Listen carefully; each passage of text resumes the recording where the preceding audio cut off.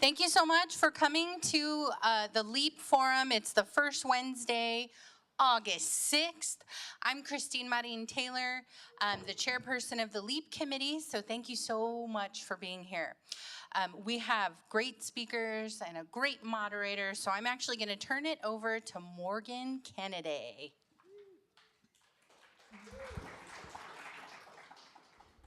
Thank you guys so much for being here. For those that don't know, as Christine mentioned, the LEAP committee here at GAAR focuses on education and development. Next month, I think, sometime in early fall, you'll be receiving emails about joining committees in 2026. I might be a little biased when I say that that's a really great committee to join.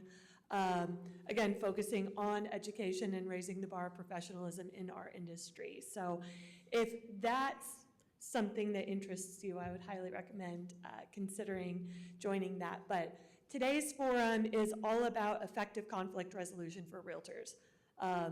I know I'm preaching to the choir of everyone in this room that knows that conflict is a reoccurring thing in many real estate transactions, whether it be from a miscommunication or just clashing personalities. And I'm so excited to have three incredible panelists on the stage with me today to kind of talk through a lot of that and the free tools that are available here at GAAR for you with that. So on that, I would love to introduce our three incredible panelists, and I will have them introduce themselves, starting with Miss Melody Marr. Oh.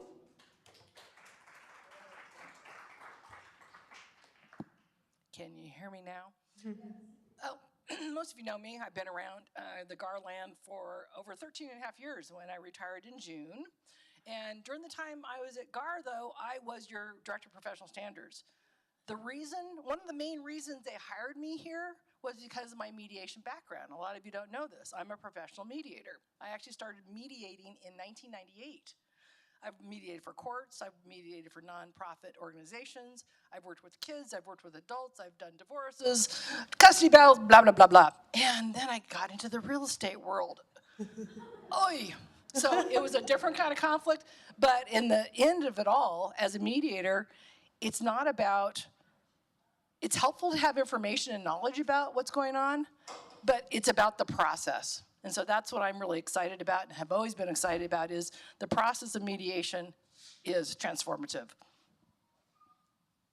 And Roger. Thank you. Can you hear me? It's weird. Okay, good, solid. My name's Roger Carson, and thank you all for being here. It's a bigger crowd than I expected, so that's nice. But I'm a real estate broker up in Santa Fe. I work at Sotheby's in Santa Fe. I've been a broker for over 20 years, closer to 25 now. And I've been mediating for the last 5 years, kind of morphed into that through different influences in my life. And then I got involved with the magistrate's court as a mediator, so I volunteered there as a mediator. Got a lot of background in everything from road rage to plumbers suing the clients for not paying them and all kinds of different conflicts. And then that morphed into being a mediator here at GAAR and then at SFAR in Santa Fe. And then I've been involved in coaching mediation for the University of New Mexico School of Law. And then I've been recently involved in community mediation through the District 13 courts.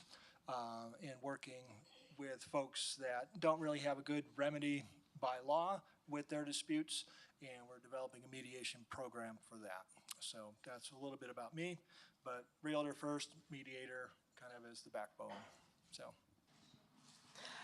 Hopefully this works, yep. My name's Sarah McGeath. I'm the new Director of Professional Standards here. I worked underneath Melody for about 6 or 7 months before she retired, and so I was very fortunate in that aspect. I was a broker in Ohio. I grew up in a real estate family, and then I was a federal investigator for 20 years. And then I became an investigator for the New Mexico Real Estate Commission. I was that for approximately a year and a half, almost 2 years before I became executive secretary of the Real Estate Commission and also had the Real Estate Appraiser Board and Interior Design. I have been in some form of conflict resolution and compliance my entire career. And so I am the last kind of panel replacement for Ms. Chris Cannaday, who is out ill. So please be patient with me as I just got thrown to the wolves, but I'll pick up where everybody left off. Thank you, Sarah. So first, we're going to have quite a few questions for the panelists to answer, and there will be plenty of time for Q&A at the end as well. So if you have questions, write them down, and I promise we will get to you. The first question that I have for each of you, if you could each name like the two most major things that you see as causes of conflict in real estate transactions. And Melody, I'll start with you on that.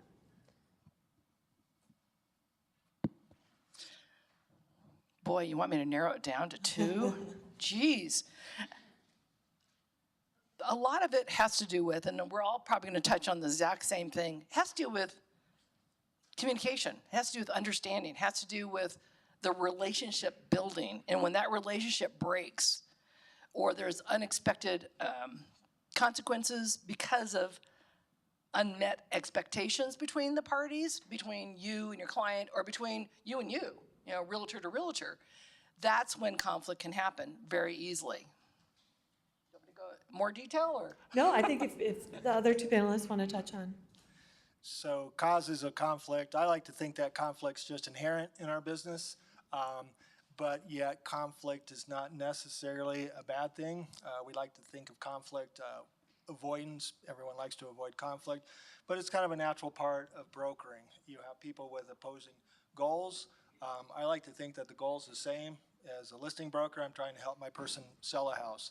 Buyer broker, you're trying to help your person buy a house. So we have the same goals, but conflict will arise for many reasons in that process. And for us as brokers, we just try and smooth that out. And that should always be our primary goal. I'm helping my client solve their objective, whether it's buying or selling.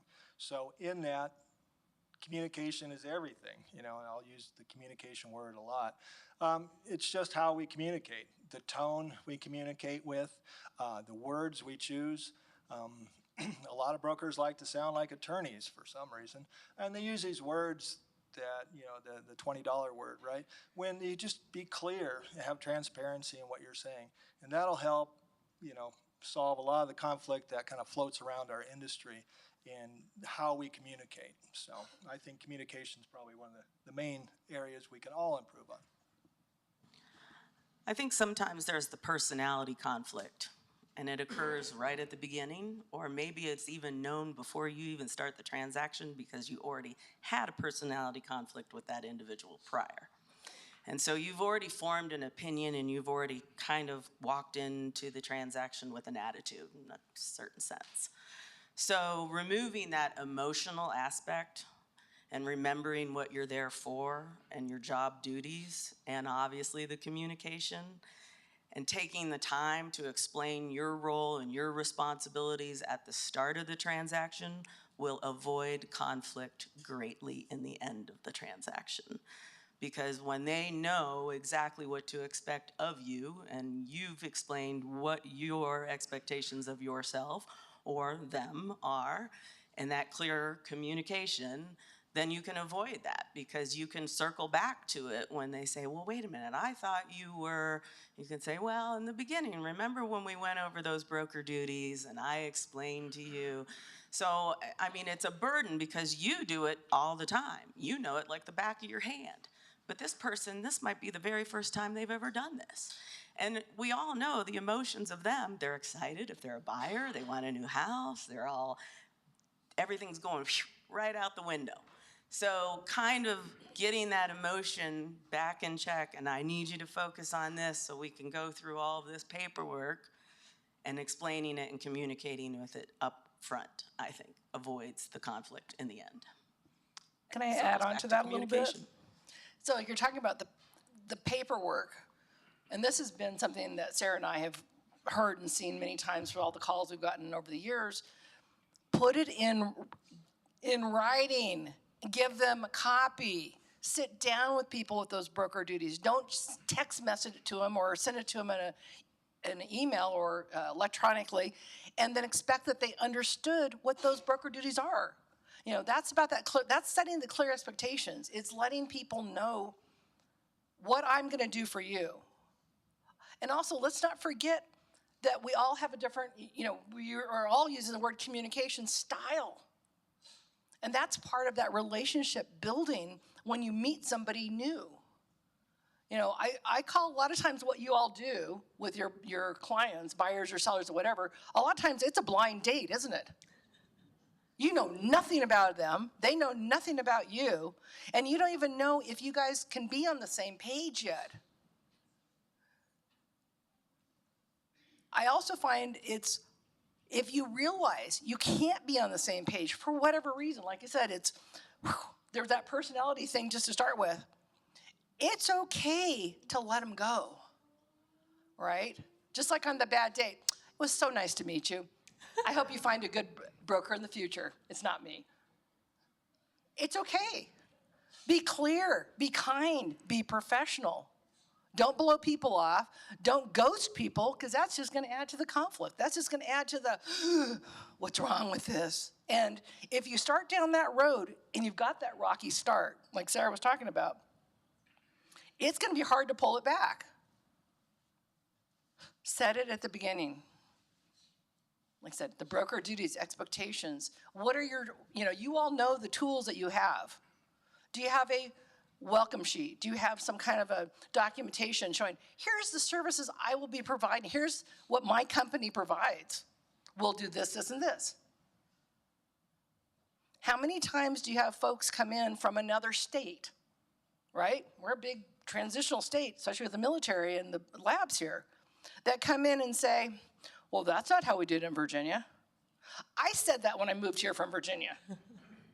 And I'd been a realtor previously. I understood real estate contracts. You guys do it different in New Mexico than you do it in Virginia, New York, blah, blah, blah, blah, right? Way different expectations. So clear those up ahead of time. Whew. Awesome. Thank you, guys. As Roger touched on, I think everyone wants to avoid conflict by nature. I should say most people want to avoid contact by nature. But it's inevitable, especially in this industry. So the next question that I have for you guys, and I'll start with you on this one, Sarah, what can be done, maybe not just to avoid conflict, but when conflict happens, to de-escalate efficiently? Well, it kind of goes back to that removing the emotion, kind of putting it more of the business transaction and how to provide the best service for your client. So although they might be annoying and calling you 40 times a day, you have to remove that anger and frustration with them. Maybe even explain, okay, I'm available tomorrow between this time and this time so we can cover all of your questions at once.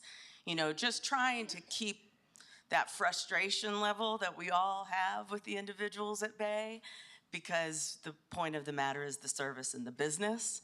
Again, like I said, taking the time in the beginning to explain everything and the roles are defined and everyone's agreed upon on what I'm going to provide for you, what this is going to look like.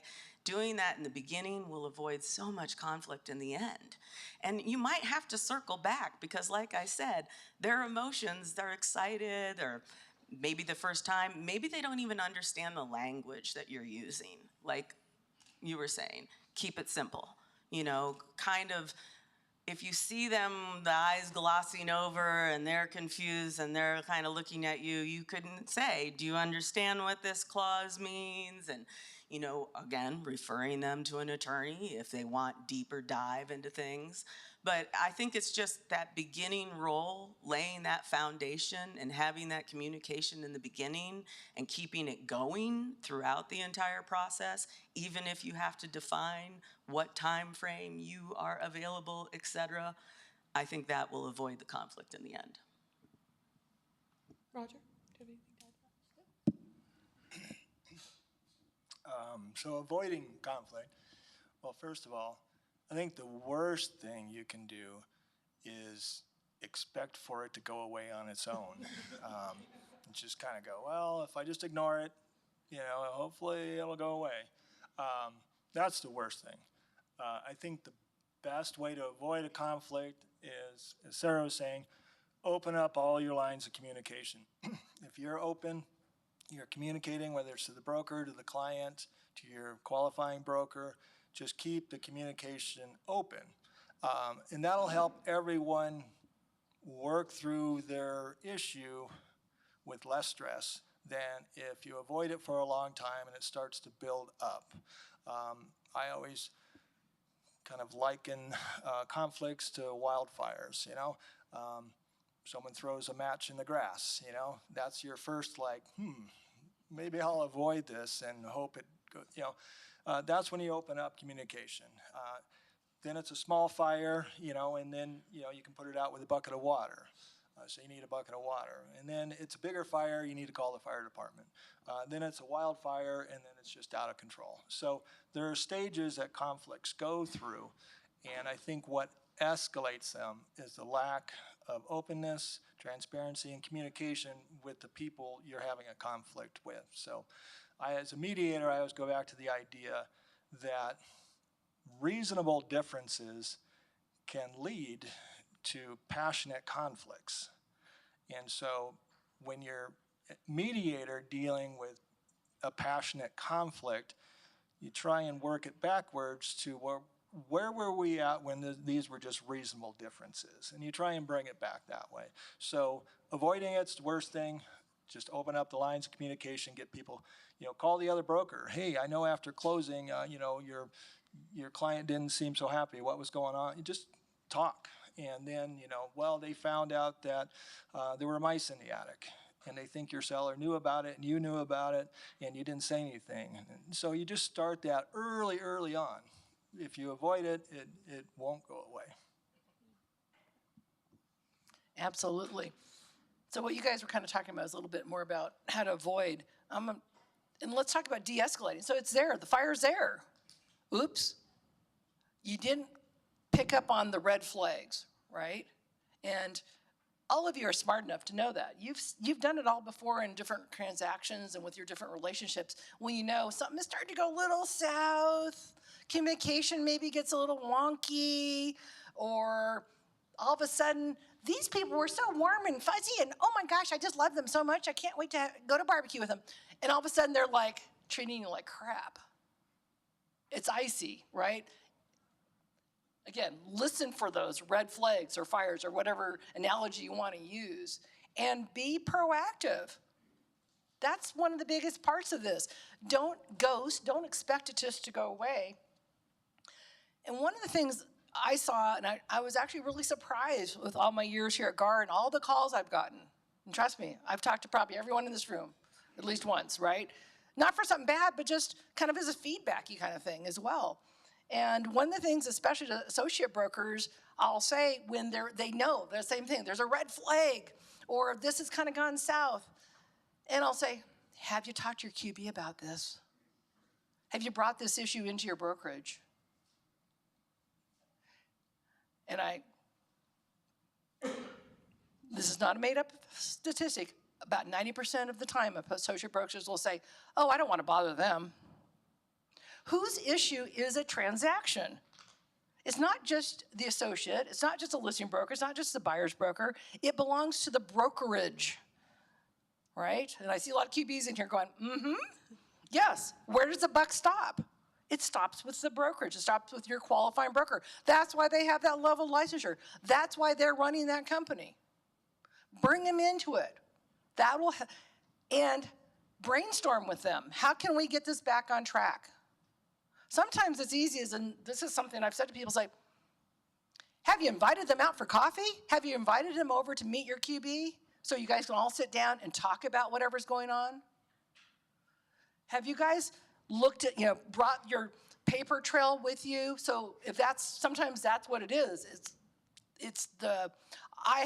Again, my expectation was not met, but it really goes back to transactional documents. Maybe it's a timeline. The buyer didn't understand that they had to do this with their mortgage lender by this time. And it's starting to go south.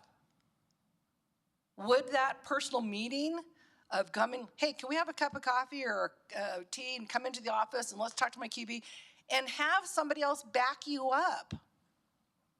People want to know you're not alone in the world. They actually like the feeling that, oh, you're my associate broker, but you've got Alice, or you've got Bridget, or you've got Jolynn, you've got Tori, you've got somebody that is the qualifying broker, the supervisor, the manager, who can also help and help to de-escalate and maybe to explain.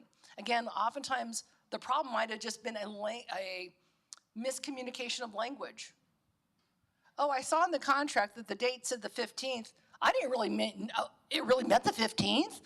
Could be as simple as that. So look, how do you de-escalate? Sometimes it's, again, circling back, not only in the communication, but rephrasing what you've heard and what's been happening. Try to lighten the tone.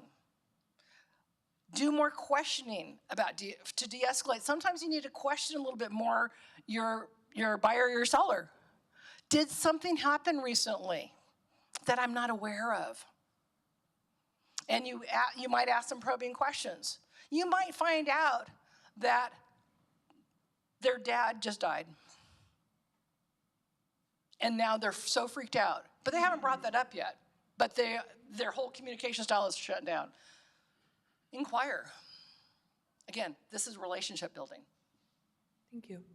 And I love that metaphor, Roger, of, taming the fire when it's just a brush fire before it becomes a wildfire. And I was talking to two new brokers yesterday, and they said they have this fear after a transaction of calling their client to check in, because the fear is, well, what if things aren't going well in their new house? And my response to that is always, well, wouldn't you want to know when it was just a minor problem before it becomes a major problem, before they start making those assumptions that the seller was dishonest about something, or you as their realtor were dishonest about something, or should have done something different? I want to know about that immediately, not once it becomes a wildfire, so to speak. Can I speak to that real Yeah. quick? And that's another thing I've heard when I was in the Pro Standards office as well, is they didn't follow up. Or the buyer calls me 6 months after, 12 months after the closing. Well, I tried to reach my broker and they wouldn't return my call. I don't know, I didn't know what to do. So they just stewed and it got worse, and whatever the problem was, it got worse and worse and worse. And again, for your business model, which is a relational business, those things are important.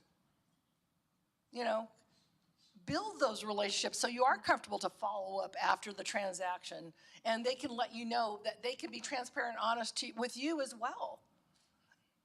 Isn't that what you want? And isn't that going to bring you more business in the future by taking good care of them then when the issue is a brush fire? Thank you.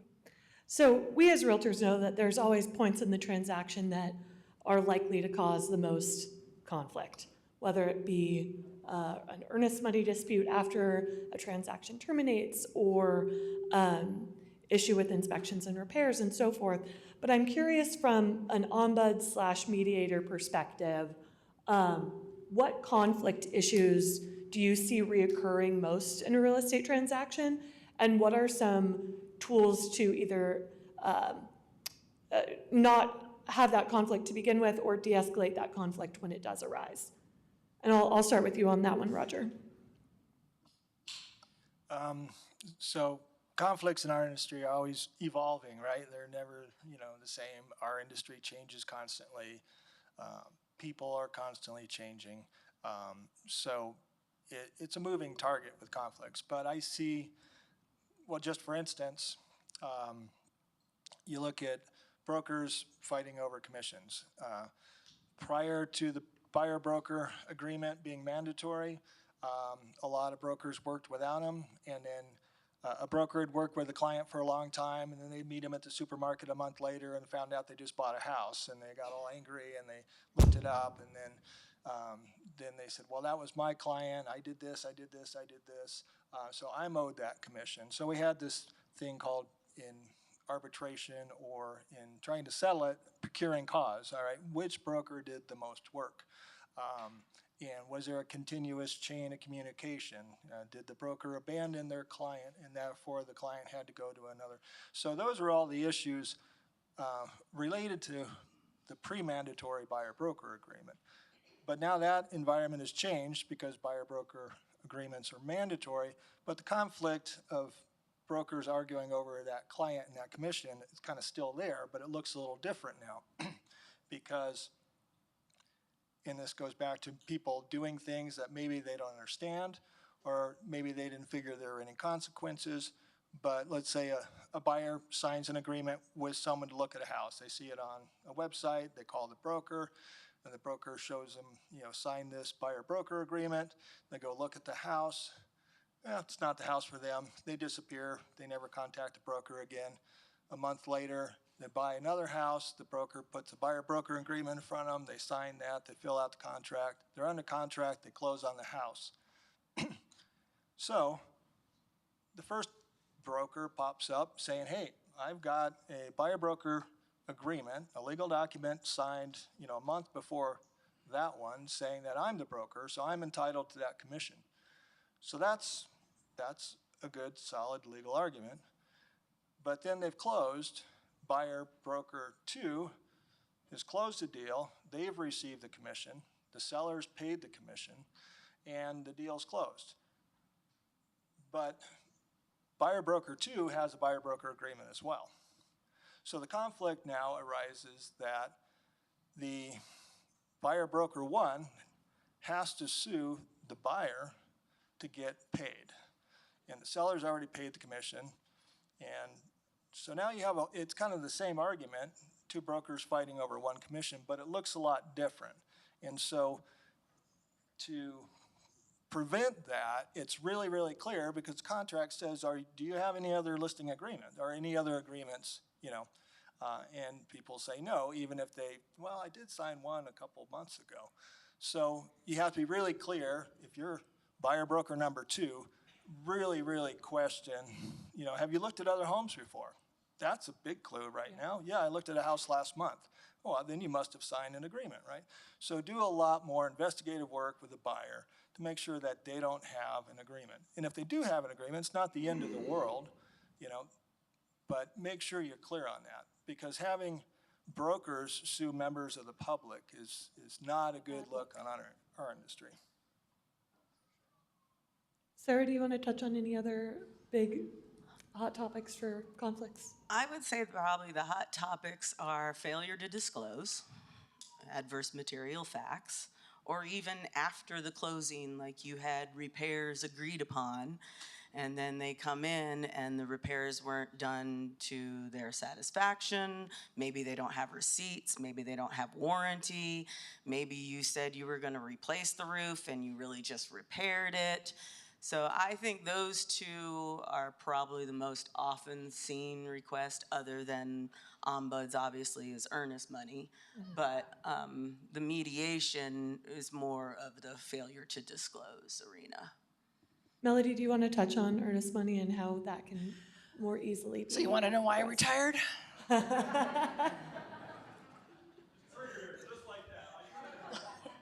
Just drop right into it. That was one of our #1 calls that we've got in the press standards office is earnest money disputes. It's outrageous. It's crazy. And it's unfortunate because that goes back to all the things we've been talking about. Communication, unmet expectations, all of that. Disclosures. But what it really gets down to, it gets down to people, right? It gets down to the principal. Thank you. That's exactly what it is. The seller says, well, yes, I see that by contract that the buyer had the right to terminate because the repairs, we didn't agree on repairs, for instance, or the loan didn't come through. And things are timely within the contract. And for most of you, terminations happen within contracts. It's not new. It's something that happens, part of business. But if the seller has that They should not have done that to me. It's the principal. I have heard that for years. It's the principal. I should have the earnest money. They shouldn't have it. I took it off the market for them for 2 weeks. How dare they walk away? I want that $5,000 earnest money. I've had people fight. They've literally, the house was on contract for less than a week, and the seller, it's the principal. It's amazing. So how do you work around that? Again, it goes back to everything we've talked about. Communicate. Get in writing. Try to de-escalate it and look for ways to resolve it before it gets to a big, big, scary issue. And sometimes those calls that we've gotten, Sarah and I get, just by talking to the buyer or maybe the seller or even the broker who's called is enough. Just kind of walk through it, because people don't understand earnest money still, even though, you've got the NMAR form that explains earnest money, and you've got your contract that says the buyer is allowed to get out for this and this reason, right? And I've had to say this to a lot of people over the years too. It's like the contracts, and pretty much I can say that nationwide, are written so that the buyers have ways to get out, legal ways to get out, because no court of law wants to make you buy that house if you can't qualify for a loan, or that the repairs aren't done, or all those other things. They don't want to force people to buy a house when it's not the right transaction, the right deal. So that's why those clauses are in there. It protects the public. It also protects your transaction, because if it's not the right deal for that buyer, that's okay. And listing brokers, another buyer's going to come along, right? And it might be an easier transaction or a better transaction, but stick with what you know as far as teaching, letting them understand the contract. Again, that goes back to that whole thing. Take the time, walk through it. Don't just electronically send somebody the purchase agreement. Make sure your buyer understands and the seller understands. Because like I said, it's a seller for earnest money disputes. The buyer's like, well, that didn't work out. I'm going to move on now. And the seller's like, no, you're not moving on. I want that money. And most of you know, who've been around a little while, at one time, the termination form was earnest money dispute, or earnest money consent, distribute, and termination form in one form, right? Am I correct? Why did that get separated? For this reason. So that a transaction can legally terminate, but you might still have the earnest money hanging, which is usually what we heard about. And oftentimes, like I said, Sarah and I get the call, and just by talking about the options and what can be done for an earnest money dispute is enough. And most people, we never hear back from them. But not always. A lot of times people are going to stick to their guns. And that's one of the hardest things in our role is you want to say, don't you read the contract? Don't you understand? They have the right to they have the right to leave. They have the right to terminate. But we can't do that. We're neutrals. So it's always, well, here's our options. We could assign an ombuds, and we're going to talk more about that in a minute. But just giving them that information and I think this is shocking to me too, many people, buyers and sellers, don't understand that if there is an earnest money dispute, what's going to happen with the money. What was that? Nothing. Well, that's what they don't know. They actually think, I've had people call and say, don't write a check to so-and-so. I'm like, I don't write checks. What are you talking about? Well, they're going to give them the money. They can't have that money. That's mine. I need my, this is the buyer mad. I need the money back. I need it for my next transaction, and they're really upset. It's like, no. It stays in escrow. And the only way, I'm going to say this really quick, sorry, that you can release it, just in case everybody doesn't know, is both parties to the contract sign the consent to distribute. It tells your title company where the money's going to go, how they're going to distribute it. The next way it can be released is a judgment, court of law. A judge says, they get it, they don't. That becomes the new legal judgment, and that stands. And the third way, earnest money, who's been sitting there for maybe, who knows, 6 months, a year in title. And every title company has a different policy. And that's really important to understand too. There is no one flat rule for this. But a title company can hold money in escrow, again, depends on their policy. Most companies that I've talked to over the years, maybe 18 months to 2 years, and then they can escheat it. Everybody know that word? Escheat it, E-S-C-H-E-A-T. Escheat it to the state of New Mexico. Well, and that's the title company saying, well, we don't know what to do with this. We don't want it on our books anymore. We know who the parties were, but we're going to give it to the state. State, good luck getting rid of it. And that's, you still see that in the back of the newspaper for those who look at a live newspaper when there is money available or they're looking for somebody for money that is being held by the state to try to find it. So if you were, both sides are stubborn in this kind of an earnest money dispute, and it just sits in title and eventually gets escheated back to the state of New Mexico, if you have your hot little contract, you might be able to go right in and get it back. But how long is it going to take? Yeah, it's a frustrating one. Thank you for touching on that, Melody. And I think especially this time of year, we are entering the time of year where we see, or at least I feel, there's the most level of earnest money disputes because of the principle, because you have these sellers that say, well, wait a minute, you had my house off the market the entire hot summer market, and now I'm having to go back on the market in the fall when there's less buyer activity, so I deserve that money. So I think to their point, it goes back to that immediate expectation with sellers of, here's your purchase price, here's the amount that they're depositing as earnest money, but here is 20 pages of contingencies that they have the right to get that earnest money back from that can take upwards of X amount of days before that final contingency deadline is set. So I think setting those expectations day one, having that conversation in person is really important.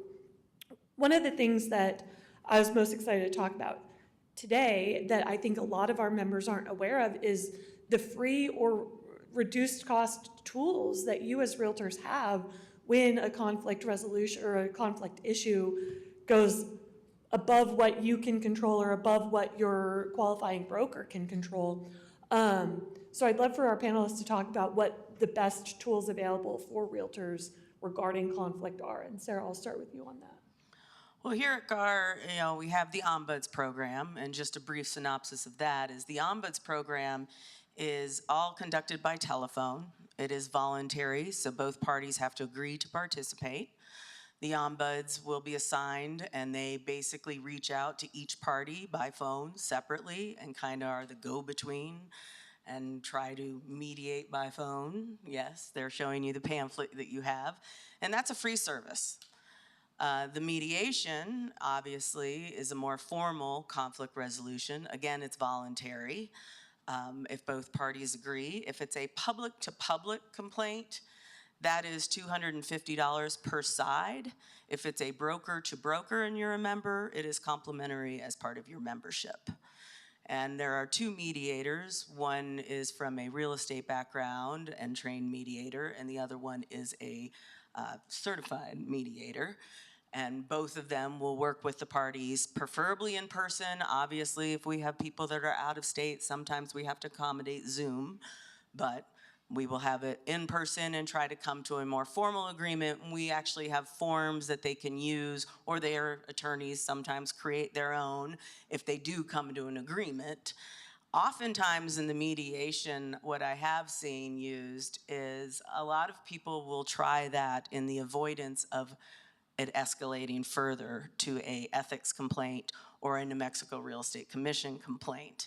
And one thing that I want to caution everyone on that is New Mexico Real Estate Commission, when you file a complaint, you can't withdraw it. It stays until the end.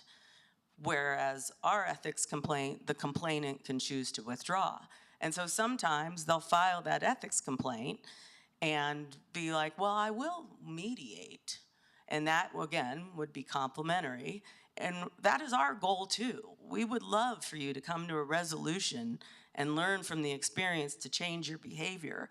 We're not here to drop the hammer in discipline as much as we are to make the public aware that we are concerned, we do want to resolve this, and we want to change the behavior so it doesn't occur again. So mediation and ombuds are two of our options here at GAAR. Roger, can you speak to the ombuds program a little more? Because I don't think a lot of people realize that ombuds is an experienced realtor that's, seen these issues and experienced in navigating them. Yeah, I think the ombuds program is fantastic and really underutilized. Yeah, so it's a real estate broker who's had training gets called up when you have disputing parties, and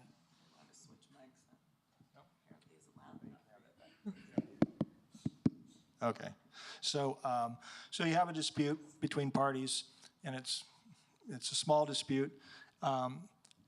Get an ombuds involved. So it's a third party. They're objective. They're neutral. They listen to one party and they listen to the other party, and they can shuttle information back and forth. They can help clear up some misunderstandings. Back to the communication part of our conflicts. There are so many conflicts that are based on misunderstandings. Someone will have an assumption about something and they'll draw a conclusion, and they take that conclusion as fact and they go forward. And if you get someone who's kind of a neutral third party looking at that, like, well, you keep saying this, but how did, and then you kind of back it up and you find out it was based on some assumption.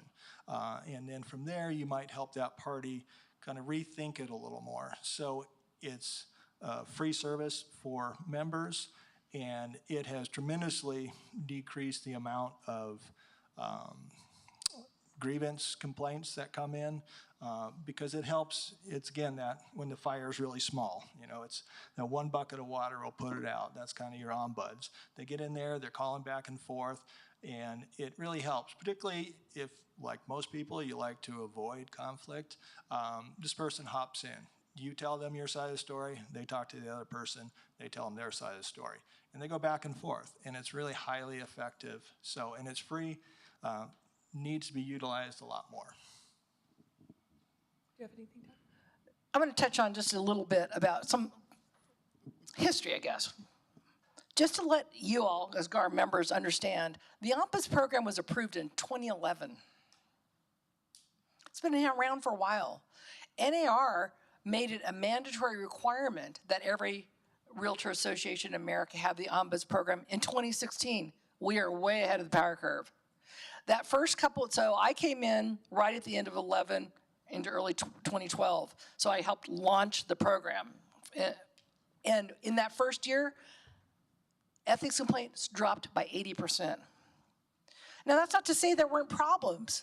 There were problems, there's still problems, but people were able to resolve it between themselves or with the help of a neutral facilitator. That's the whole idea. How do you get to what we call in the mediation ombuds world a win-win for parties? And these are, again, those tools that are good options. Another, not a formal tool, but another tool that is available to all of us as human beings is, let's not forget the power of, again, back to relationships, right? Being sincere, being extra kind. What if you did screw up? Because, Morgan had mentioned like the principal. Well, some of you, nobody in this room, but I have talked to realtors and they get so upset about whatever happened, the conflict or whatever. They get an attitude. They get it's the principal. I shouldn't have to do that. You know what? We're humans. And again, we don't know what's going on in somebody else's world. We don't know what their problems might be, what their emotional issues are, what their health issues are, all those kind of things. Sometimes, and it's the same thing, if you need to own it, own it. If you did drop something, you didn't get that document, you didn't get the inspection report with the repair list over timely. You had it, but you missed it. What about a sincere apology? What about trying to make it right? Right? Again, we're human.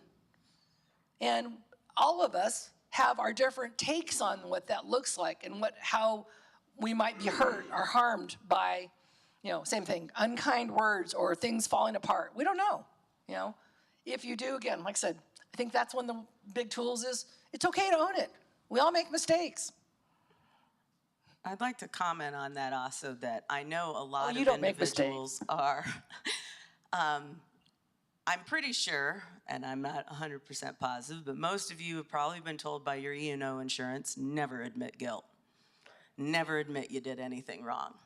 So I understand you're put in that position where you're like, I can't, if I say it, then it could come back to me. But you can acknowledge and listen and recognize what the person is saying. And so one of the things I encourage people to do is, instead of giving in that defense mode and getting your emotions involved, is to stop and put yourself in that person's shoes. And then listen, be empathetic to what the situation is, and help try to resolve it. And that whole thing, you're not admitting guilt. I mean, you could say, I can see how this appears to you to be blah, blah, blah. But, I mean, engaging that conversation and taking your emotion out of it makes them feel comfortable and feel like I am being heard. They do want to help me with this problem, and so maybe we're going to get somewhere. So I know you're put in a difficult position by that, but I encourage people to still listen, remove your emotional from it, and acknowledge and listen to your clients. Awesome. So we've touched on causes of conflict, how to de-escalate, tools available for realtors. My final question before we open it up to Q&A is, what if someone does none of that? What are the consequences for unresolved conflict in a real estate transaction? Melody, I'll start with you on that. Okay. Before this, we kind of talked about different things, and so then I put some of my own notes on. And one of the things, again, I'm going to kind of go back to a human aspect. They're going to talk about some of the more serious things about unresolved conflict. But I'm going to talk again, your people. What happens when you're in the middle of a conflict? What happens when you're in a fight with your kids, your wife, your client, your boss? Does your blood pressure go up? Do you get a little bit stressed? Do you lose sleep? I've known GAAR members who have been so upset by unresolved conflict that they have lost weight, they have gotten underlying illnesses popped up, autoimmune issues popped up. I'm not kidding. Conflict, stress harms you. It harms your body. It harms you physically, harms you emotionally, harms you spiritually. But if it's going to happen, that's where, again, you as grown-ups need to work on, how do I calm myself? What do I need to do for my own self-repair? What do I need to talk to a counselor? Do I need to talk to my QB? Do I need to go to meditation? What do I need to do to get to a better, clear headspace, right? An emotional headspace. Because if you come in all fired up, no matter, so let's say you had the big conflict and it doesn't get resolved with your client, but then you bring it home and your teenage son does something and you go off. Way, not in your normal style. People are suffering around you because of it. What are those tools that you need to do? And again, that's going to be its own workshop of how do we manage that? How do we manage that anger, that angst, stress, whatever words we want to throw onto that. One of the other things I wanted to say about this, about unresolved conflict, is life isn't always a win-win, right? Wish it was, but it's not.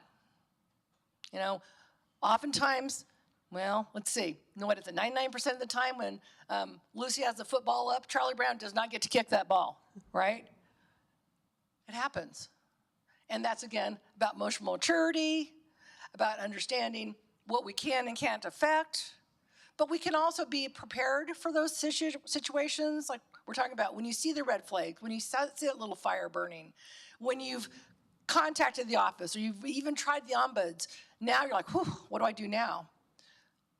If it's something that could be legal within your business and your transaction, again, bring your QB into it. But be prepared also. One of the things that we talk about is prepare yourself a narrative timeline. Make sure your document package is clean, clear, understandable, things signed, dates are right, everything else. Because, and we're going to talk about that, I don't want to jump ahead, but if you have to go to where court, be ready. Well, I think that's a great one because people don't compute into their conflict the cost of the stress, the impact on their personal life, their whole emotional well-being, and when they're out with their partner or with their friends for an evening, you got this, chewing this piece of gristle, this gnawing in the back of your mind going on constantly. That has a cost on your well-being, so that's a great one. So if you let these things fester or the fire build up, my personal and professional opinion is that we are overly dependent on the legal system to resolve our conflicts. Get the lawyers involved. We are just trained, programmed. That's what they're for. They're there for is to solve these things. And there are so many steps to take before you get to there, and that's part of what this forum's about. That should be the last resort, is going to court, getting lawyers. The amount of time it takes, people don't understand. If you want to file a lawsuit, or if you get notice that you're being served in a lawsuit, it's a long process. It can take years of notices and appearances, hearings, depositions, and that stress is still there. The cost, the impact on your life is tremendous. And then the cost. In these principal items, disputes we hear, it's the principal. That's the worst thing you want to hear because, and we've even had it here, mediations where it got so big and, festered so long. By the time we came into mediation, there were 10 parties to the dispute. There were 5 lawyers representing the 10 different parties, and they could barely stay within their skin. They were just so angry and ready to just attack. And it's like, wow.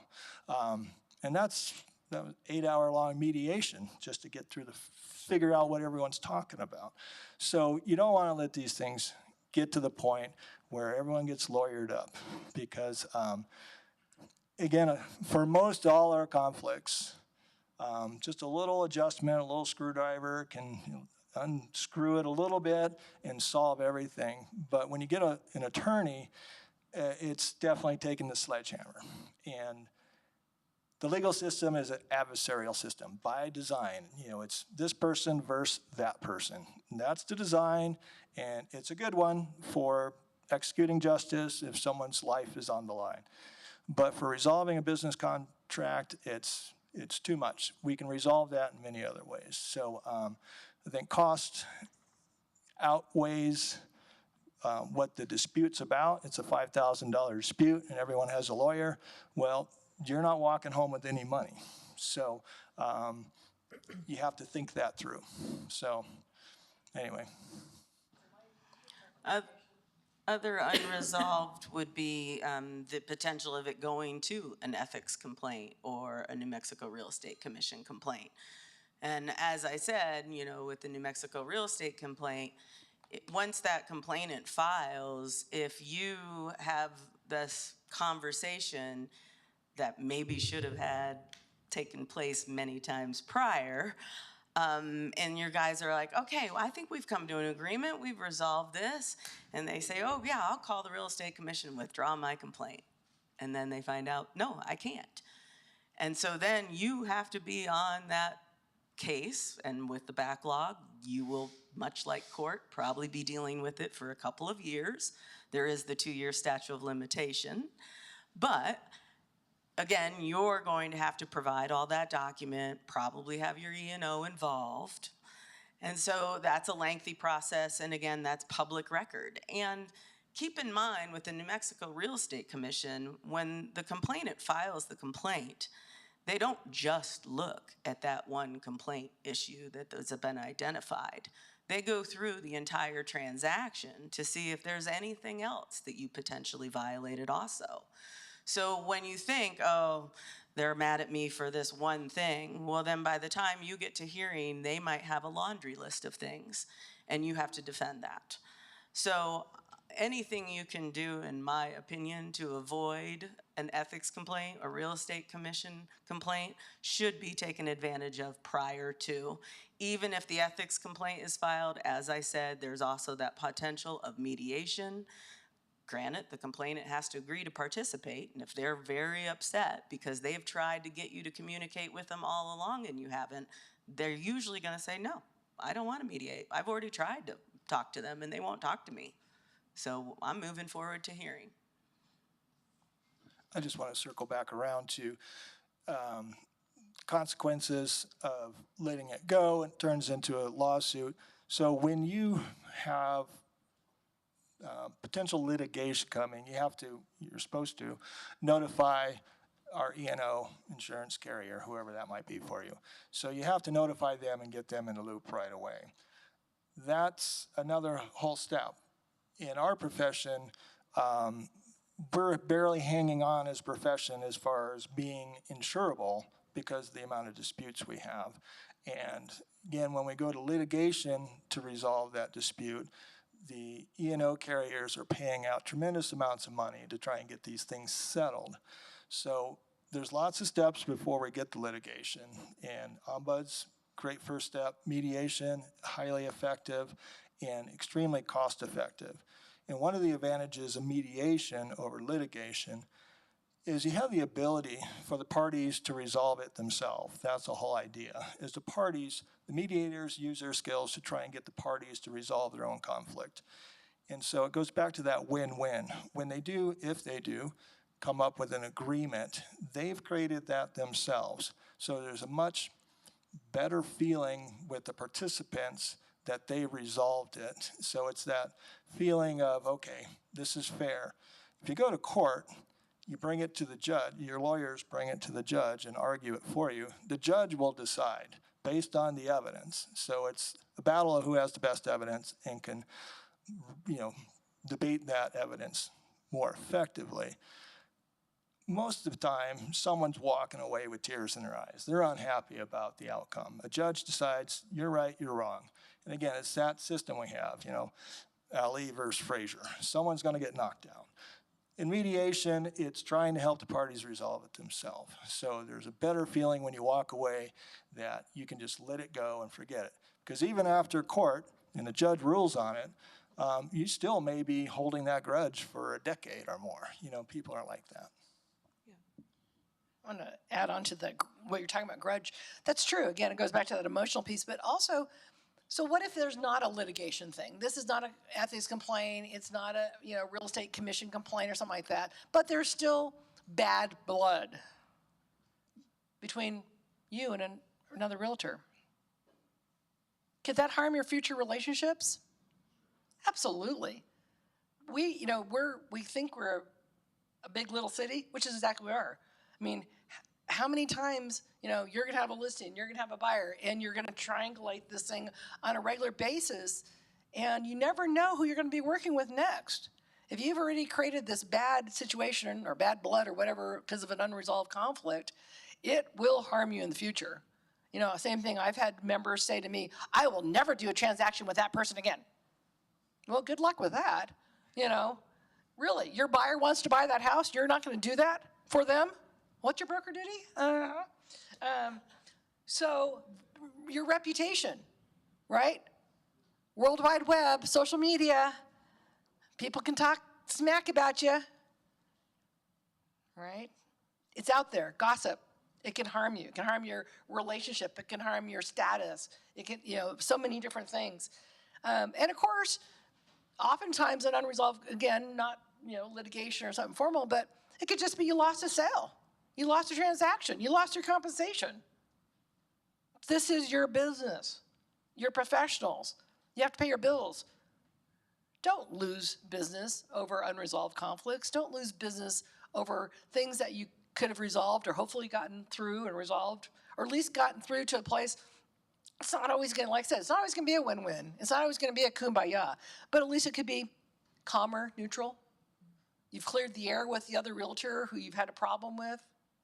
And sometimes that can never happen as well. So again, that's part of your emotional intelligence toolkit of, you know, I tried to resolve it with them and they just would never talk to me again. And you feel bad about it, you know? It goes back to that whole, again, human relationships. I feel bad that I wasn't able to connect with them. And we have this bad blood, but sometimes we have to learn that and we have to let it go and just go, okay, I'll try to do better next time, right? I'll try to do better next time. One of the unresolved or consequence could also be, and this is one I actually put down in my notes this morning, was, and I hate to say this, is if you really, something really got messed up, your brokerage could let you go. They could ask you to walk. Go hang your license somewhere else. I don't need you. I don't want your trouble or your little cloud of dust that you bring with you. So. No, I think that's a really good point. I think we've all been in that place where you're trying to juggle a bunch of plates or balls or whatever, and there's a conflict that needs to be addressed, but you say, I don't have the time to deal with that right now, right?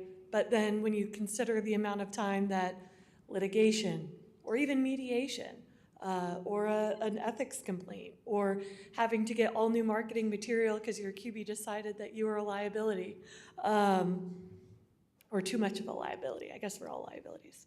But yeah, that's a really good point. With that, I will have Christine with the mic. If you have any questions for our panelists, please raise your hand. In regard to like earnest money disputes, that sort of thing, how have you guys seen TOM fees being used, and have they been effective in kind of mitigating the problem of, you know, buyers being maybe less reluctant to back out, sellers feeling better about letting go? How's that worked out? You know, overall, so that, you know, when TOM fee was first initiated, I thought, okay, I'm going to stat that. So, because I keep a list of what the issues are when people call. I ask, oh, was there a TOM fee involved? All that. And most of what we've got for like things that are going to end up becoming earnest money disputes or that kind of are moving that direction, there was no TOM fee. How many people really use TOM fee? Really? Good. It's shocking that people don't. So it actually didn't come up that often with an earnest money dispute, and occasionally when it was involved with an earnest money dispute as well, the buyer wanted the TOM fee back as well. That was also part of the conflict. No, I'm not kidding. Expectations. Right, yeah, exactly. Not understanding.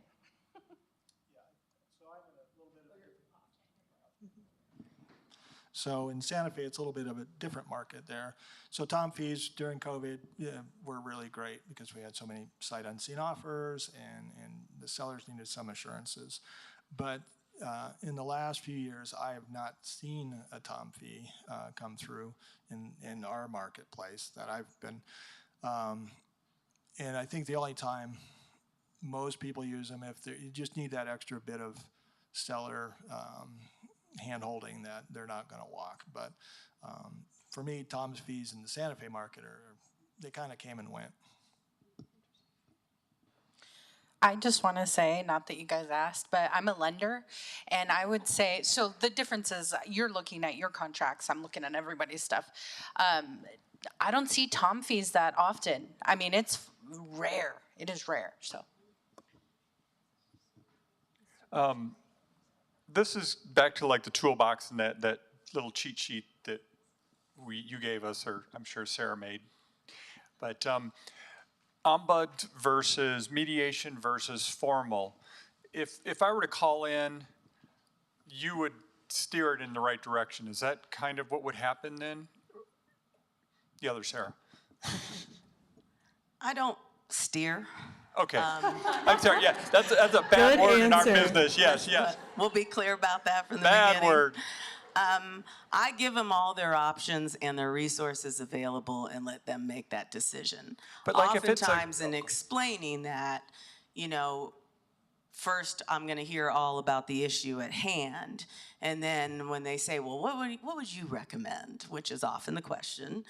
I will explain again, well, this might be, ombuds might be beneficial because this seems to be a rather informal dispute that doesn't involve, you know, a great amount of parties because we don't have 10 people the ombuds is trying to call, that type of thing. So I might explain more of what process would be best fitting to their issue. Same with mediation. Obviously, if they're looking at, if this mediation doesn't work, we're going to court, you know, or they're explaining the issue to me and saying that, then I probably would be more recommending of the mediation because it is more formal. There's a written agreement at the end if they come to an agreement. So I wouldn't say steering, but explaining more in depth of what 3 options are available. I even often am explaining the real estate commission part too, so that the individual can make their own decision. And as an MLS guy, how many times do you guys get calls about MLS rules violations? Or is that not really a Well, thing? I pass them on to the compliance for MLS because we don't Yeah. involve. The reason I point it out is because I don't think people understand They the are difference. separate. Yeah. Gotcha. Yeah, so no, oftentimes if I get a call that accidentally came to me versus that, I will explain that they need to be speaking with, you know, Josiah or Jessica and discussing that compliance concern. Other questions? You had mentioned buyer-broker agreements, and you kind of just trailed off at the end like, oh, if you had another buyer-broker agreement, it's no big deal. You know, what actual guidance can you give us as, hey, I sign a buyer-broker, the buyer was not forthcoming that they had another one. We closed, I get a call from another broker saying, I had a citywide blanket with this buyer, I want my commission back. It's important what that next step is, not, so if you can give us some guidance to stay out of the ombuds program, mediation, arbitration, lawsuit, because, you know, people will end up suing each other. That would be great.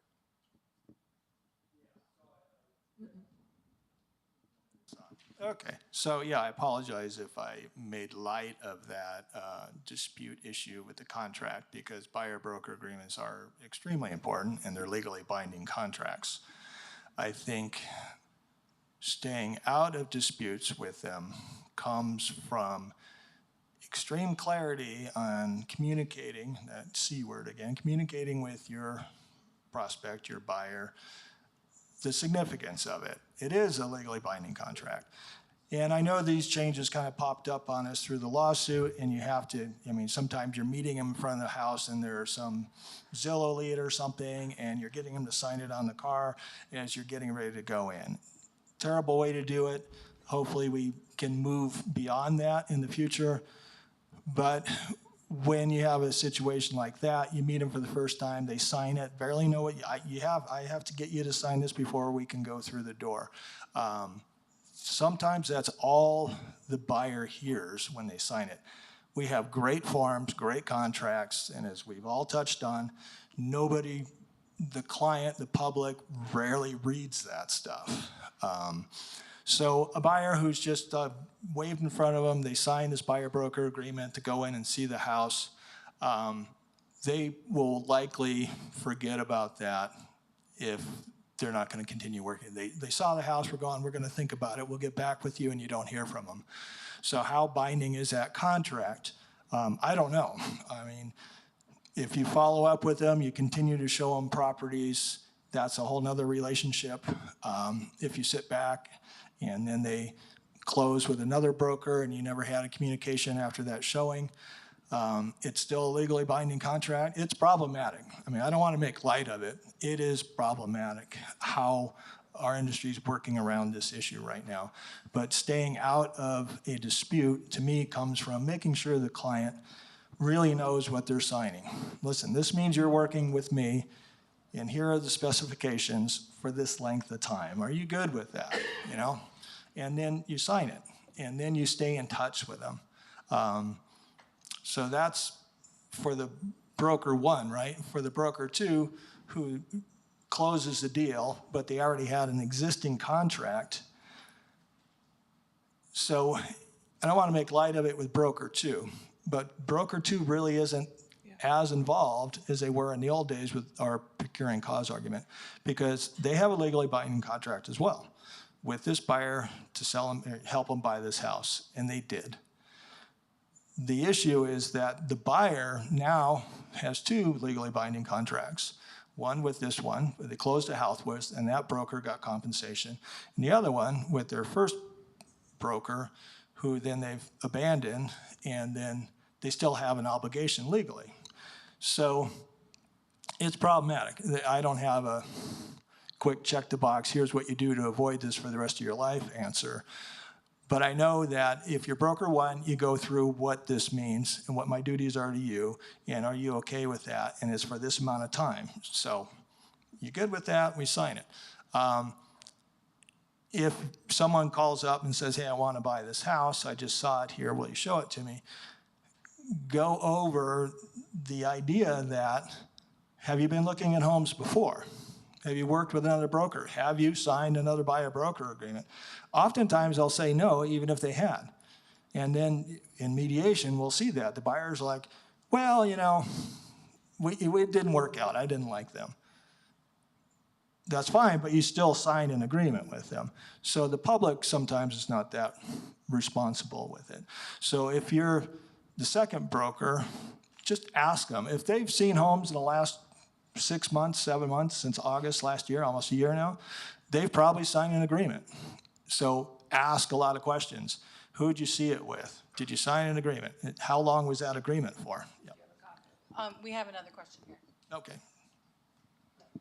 Hi. Yeah, and if they say they did, get a copy of it so you can verify that, oh yeah, this was for a month and that was 2 months ago, so you're good. Hi. You spoke about getting rid of the fire, putting the fire out when it was small. If there's for some reason that you can't get both, say, the husband and wife together of your clients to do that, would you use an email to try to lower that fire? Do you think it would work? And can you give some examples? So that's actually not that uncommon, especially when you're going through a divorce or a breakup of some kind, and transactional documents need to be signed, et cetera. And oftentimes the ombuds can be helpful. Sometimes it's just if somebody has contacted the office. So what Sarah would do, she could send, as long as we have permissions, she could send an email that kind of explains this process and lets people know, oh, we understand there's been a communication, blah, blah, blah, gap. We would be happy to sign an ombuds. Would that be helpful? Sometimes that's enough to try to kind of get somebody more engaged. But the sad truth is if somebody is going to dig in with, it's a principle, or I hate them and I don't care what I do or don't get out of that, divorce in the house, and I don't care what the judge told me, they need to lawyer up. I hate to say that, but there's only so much we can do from our conflict resolution perspective or a mediation perspective. Same thing with the buyer-broker agreements. We've had mediations between those folks. We've brought in many of them here at GAAR where a broker is chasing a member of the public for their compensation. But I bet there's a lot of them we've never heard about because some of our members will go straight to court. They don't go anywhere else. One of the things on your clients having the dispute amongst themselves is ask your client, say, I'm having difficulty communicating with both of you, so how do you prefer I communicate? And are you okay with me speaking by telephone to each of you separating And always memorialize those conversations in emails, because then you have everybody, and they're both copied on it. So that way, I'm having these separate conversations, but both of you are seeing in writing what's happening in all of those conversations. So that kind of diffuses it. And again, you're showing you're working for your clients, both of them.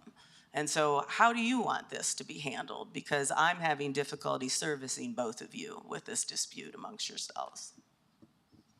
And so the last thing I want to add to writing emails to people during a conflict is the guiding wisdom I had from my mentoring broker was never send a text, leave a voicemail, or write an email to a client that you would not proudly stand up and read out loud from the witness box. And you can get into, they accuse you and it's back and forth and you start, getting emotional.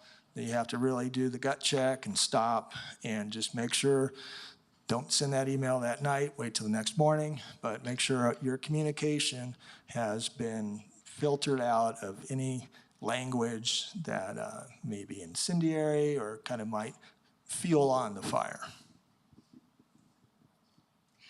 Okay, this is more of a comment going back to the buyer-broker agreement. What I have learned is that many times buyers don't know what they're signing, what the name of it. And so if a second broker hypothetically were to ask them, they would probably say, I don't know what it was called. I don't know if I signed anything. Maybe I did, I don't know what it was. So as brokers, I think we have to get better at really being intentional on how we present it, being very, very clear, as you had mentioned, and making sure they understand what a BBA or a buyer-broker agreement is, because that's part of the issue, I think. Well, I think Roger touched on this pretty well of the question shouldn't be, have you signed a buyer-broker agreement? The first question I always ask is, have you looked at homes recently? Did the listing broker show you those homes, or did you meet with a different realtor? Did that realtor have you sign anything electronically or in person as part of that? Because you're right, they probably don't have the acronyms or the contract names as well down as some of us. And again, try to give them a copy of it. That's the hard part when we've heard about people. We had this wonderful lady earlier in the year, older senior person, and she's just like, well, I signed it on the car. Met a stranger, blind date. They asked him to sign something, and they're like, okay, and she didn't get a copy of it. How can you make a physical copy of it right then? Be thoughtful, be prepared for those unexpected things. Or if it's like that, if it's on the fly, it's a blind date, follow up right away. Get them a hard copy. Circle the dates, the times, all those things. Because that's the other thing we kept hearing is like, well, I know I signed it, but I thought it was just for this week. I didn't know it was for a year. Wow, that's a big difference. I think going back to your dating analogy, if I'm meeting a buyer for the first time, unless it's someone that I've had repeated contracts with in the past, I'm not going to sign a marriage certificate on a first date. I'm not going to sign a buyer-broker agreement for 12 months the first time I'm meeting a buyer, because I want to get to know that person and ensure that what my service is being offered match what their expectations are. And highlight the term on the buyer-broker agreement, follow up with an email saying you are looking forward to working with them for as much time as dictated, and go from there. I think Helen, sorry. I was going to say, I'm glad you said that, because that is part of the deal. Even though you want somebody's business, you might get locked into them, and you don't want that. Like I said, why would you sign a marriage certificate on a first date? Or ever. I'm just over here, sorry. I'm just curious if you have any advice in working with a court-appointed special master, or if you've had any complications. No, GAAR with stays that. out of that. That's not our. We stay in our lane, just like you need to. Okay. Yeah, no, we don't. We know what they are, but Yeah. they're not involved with us. In mediation, you often work with people who've already been lawyered up and they're already working with the lawyers. And then you end up mediating, and it's more effective if they actually communicate, but often by the time they get a lawyer, their lawyers don't let them talk. And mediation it's not a very well understood term of what mediators are. A lot of people think mediators have to be lawyers. Mediation and litigation are two different worlds at resolving conflicts. So as far as once you're working with a special master, that's kind of in its own world there. Okay. And I'm really curious, when it came to the earnest money and it going to title and title holding it for years and it eventually getting to the state and the state puts it in the newspaper, who are they looking for, the buyer or the seller? Both parties to the contract.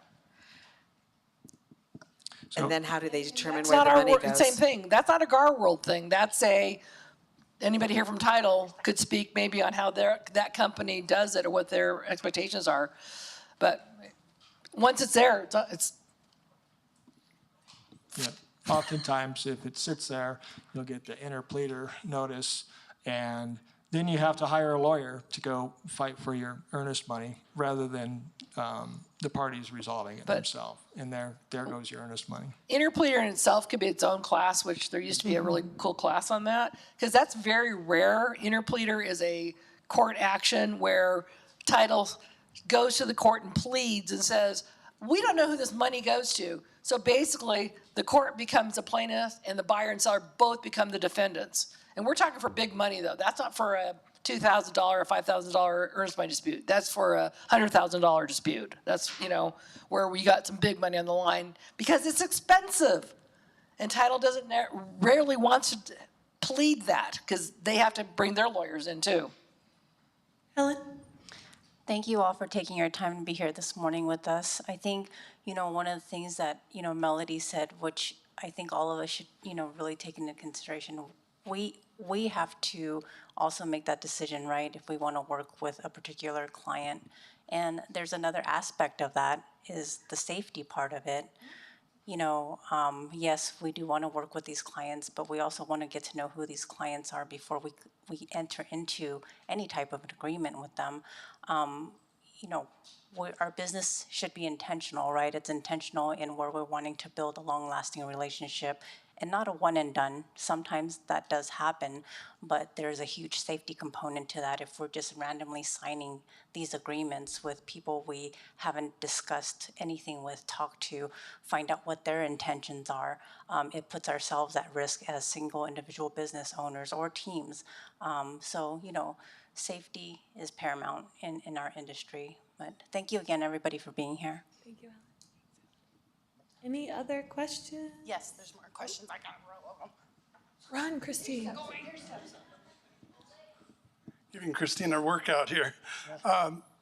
You guys have touched on something I think is critically important, and I was hoping that I could ask you to elaborate on it a little bit, and that's just the practice of building relationship. Can you give us some strategies? I'll start with that. So Santa Fe is a smaller town. I've been there a long time. So it was always more familiar. It's changed a lot over the years.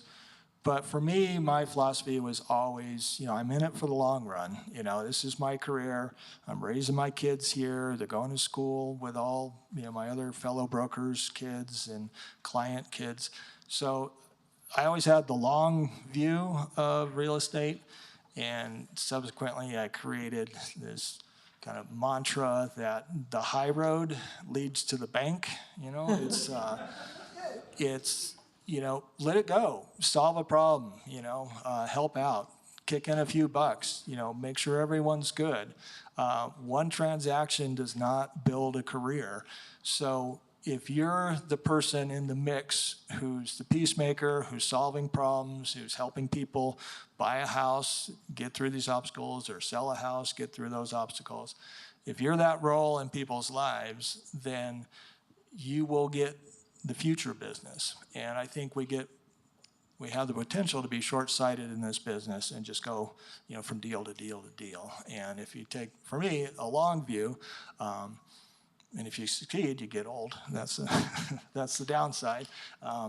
But that's just my philosophy: is the high road leads to the bank. You know, I'm the first one to, okay, let's get this solved. Let's not let this continue. You know, we've been using the analogy of dating, and of course, when you're dating, you're looking for different qualities, right? You're looking for different expectations of what might be a match for you, that kind of thing.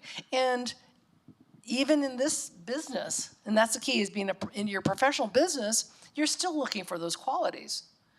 You know, and I know many of you have built personal relationships with your clients.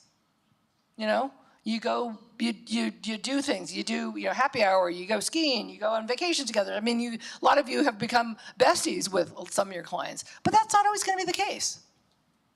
But it's just like any other relationship is being open and friendly, being professional, finding out if you do have things in common that might help to bridge some gaps. You know, you might have, you know, went to the same college, or you might be, you know, same NFL fanatics for the same team. You know, there's all kinds of things that could just bridge to kind of be comfortable, but it doesn't necessarily mean you need to be besties, or you're gonna, you know, marry them on the first date or anything else. It means, oh, that's what relationship building is. It's being friendly. It's use your humor, use who you are, use your personality. Don't be fake. People get fake. They don't like fake. Be who you are. Be down to earth if you're a down to earth person. You know, if you're a super techie person, you know, be that techie person. But if you are, and that person's not techie, you need to bring them into your world and help them to explain, oh, how's that electronic form gonna go now? Here, let me show you how to do that. Can you bring your laptop next time we meet and let me show you how to do that? Take the time, because that's what you would do with a friend or a neighbor, you know? I think another big thing is communication preference, because even if I prefer to be more efficient with text, email, that doesn't mean my seller does, or vice versa. That's one of the first questions I always ask a new client, is if there's a specific time of day or type of communication that they prefer. More times than not now, they say email or text, which is great, but I have that expectation with them up front to say, okay, I will honor, you know, whatever your preference is, but if there comes a time where there's a big hiccup or hurdle or something we need to talk through, I will call you, and, you know, that can be at a time that works for you or whatever, but set those expectations and get clear preferences from them up front. I like the preferences. I use the word boundaries, because that's another thing. Sure. You know, I've had people call me on a Monday morning, frantic. I haven't heard from my listing broker. I don't know what's going on. And I'm like, oh crap, I wonder if we need to do, you know, call the police, and I wonder if they're sitting dead in their brokerage, what has happened, you know, because I learned this early on. And then I asked the question, when was the last time you talked to him? It's Monday morning. It's 8:30 a.m. I talked to him Saturday afternoon. Really? Was there a fire? No, that was it though. The expectations weren't being met by that person because they hadn't talked about the boundaries. Like some people are like, I'm not going to do business on Sundays, or I don't pick up the phone after 8 p.m. I just want to make sure you know that, you know, or my kids' schedule or whatever. That's okay. The other thing about that relationship building I want to throw in is don't forget about cultural elements. You know, gender elements, all those kind of things make and break relationships. Understanding that certain people are going to have certain things that are important to them and not, or certain holidays that are going to be more important to them or not. So again, kind of the cultural, bigger picture look at how do you communicate with somebody? Yeah. We are almost out of time. We have time for one more question, and then I'm sure our lovely panelists can hang for a few minutes if anyone has anything specific to ask them directly. I just have a question real quick. So over the years, probably my biggest conflict has not been with a buyer or seller, but it's been with another third-party, parents, boyfriends, whatever, right? They're the ones that are starting the fire. Exactly. So what would be your suggestions in regards to diffusing that so it doesn't create a forest fire? Because that's, in my experience, that's what's my biggest obstacle. Boy, yeah, that's a big one, and I don't, again, have a great answer for that one, but I feel your pain because I've been there with the father-in-law who's the expert and starts, telling his daughter, who's 50 years old buying a house, exactly, what facts are. So, yeah, I don't have a good answer other than engagement, the communication thing. It's start talking to them, find out their background, find out why they need to be the expert, even though they've never sold a house before. How many homes have you sold this year?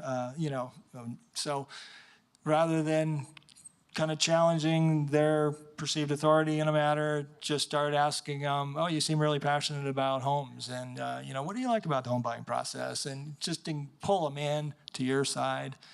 So it's always just a communication, open, clear, transparent.